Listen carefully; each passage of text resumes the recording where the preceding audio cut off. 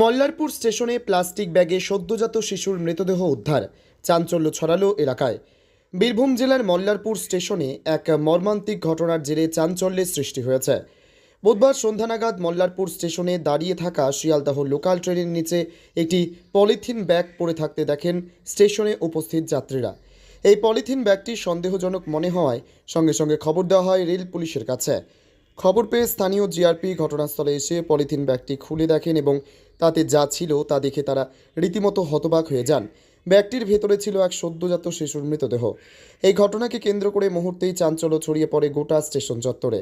বহু সাধারণ মানুষ এই মর্মান্তিক দৃশ্য দেখে মানসিকভাবে ভেঙে পড়েন।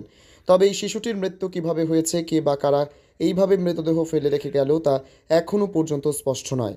রেল পুলিশ ইতিমধ্যেই তদন্ত শুরু করেছে এবং স্টেশনের সিসিটিভি ফুটেজ খতিয়ে দেখা হচ্ছে।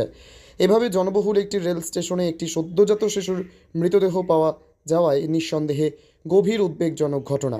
প্রশাসনের তরফে দ্রুত তদন্ত করে প্রকৃত দোষীদের খুঁজে বের করার দাবি উঠেছে সাধারণ মানুষের পক্ষ থেকেও।